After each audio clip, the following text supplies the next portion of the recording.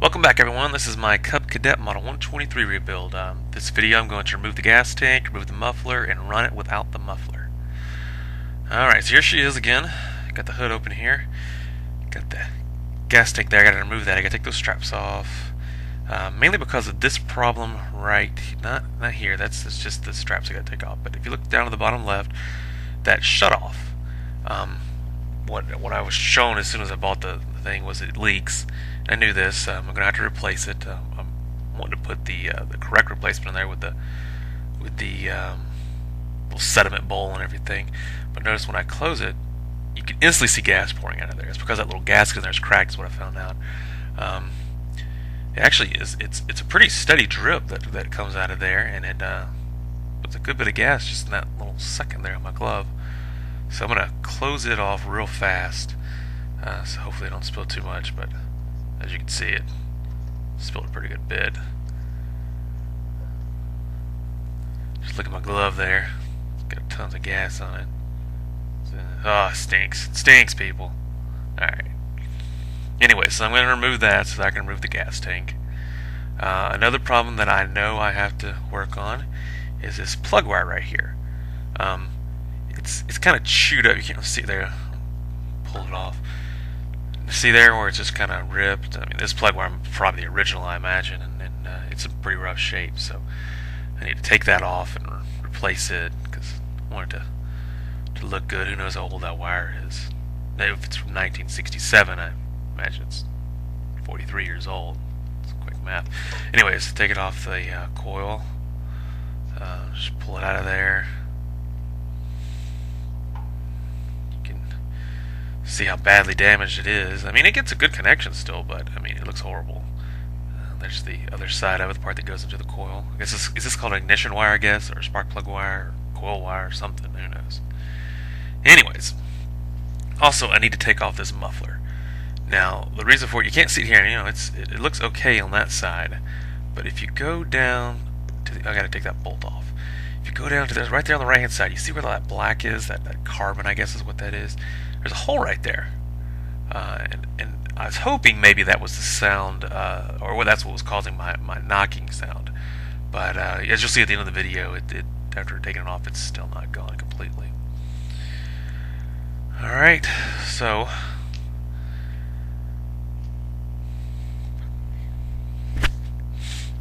there's the battery. I need to clean it up a little bit. I was able to put a charger on it. It took a full charge.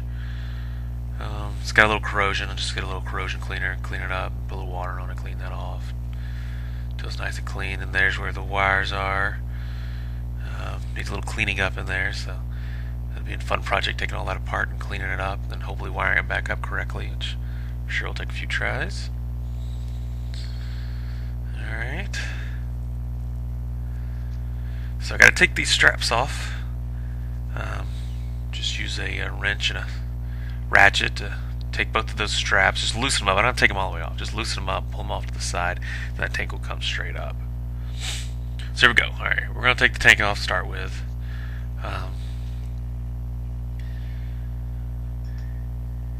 Here is my wrench.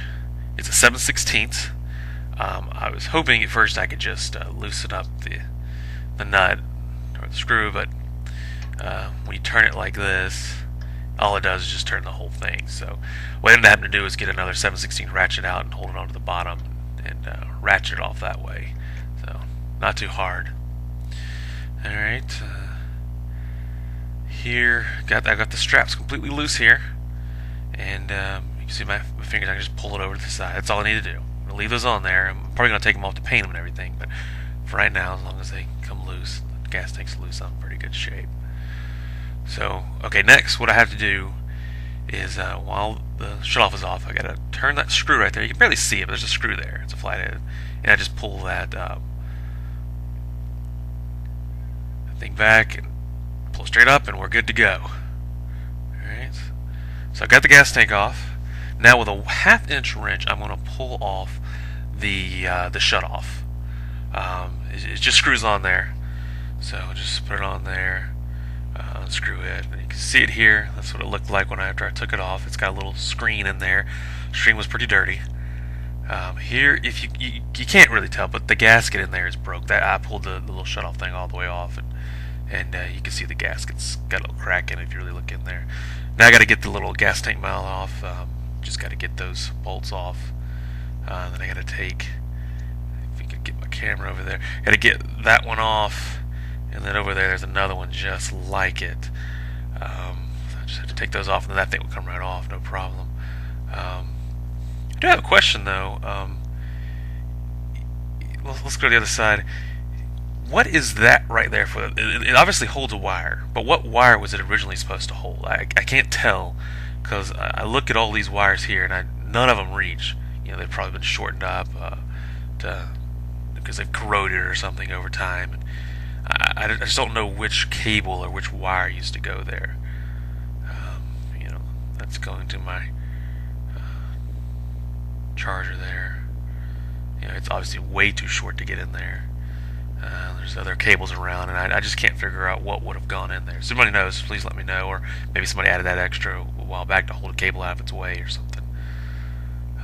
Alright, so got that off, and now I just need to take the little screw off right there, or bolt, and then the other side there's the same size bolt. You can see it right there. I just need to take that off, and that little shield will come off, kind of exposing the entire head.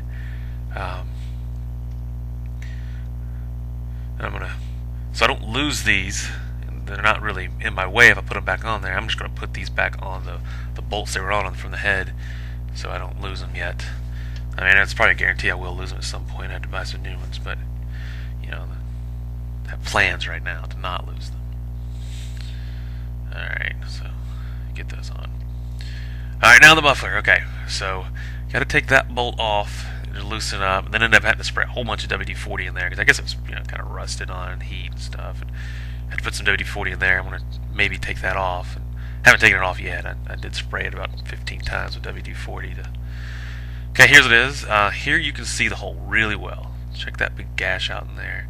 You can't really see down in there. It's you know, I guess it's got a lot of carbon buildup, but there's that hole, which I was hoping was the cause of my noise. But you know, once I fired it back up without it off, well, listen to that. You hear all that metal in there? That's one of the reasons I was hoping this was also the cause of the noise. There's a bunch of metal clanking around in there. And I shook it real good, and I was able to get some of it to fall out. That's just a close-up picture of the hole.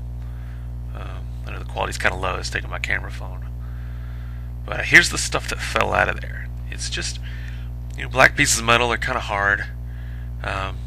They're stiff, but they're not impossible to bend. I mean, I was able to bend it in half very easily. I don't know what they are. I guess it's just broken pieces from inside there. That's just a close-up picture of them. Alright, now, get ready.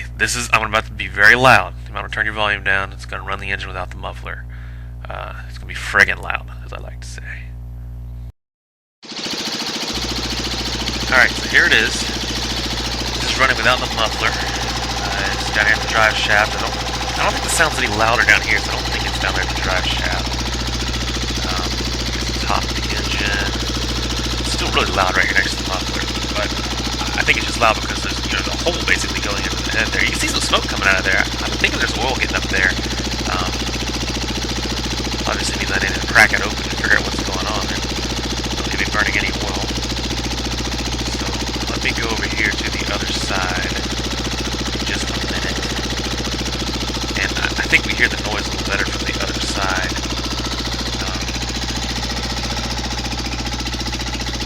Okay, so now it's a little...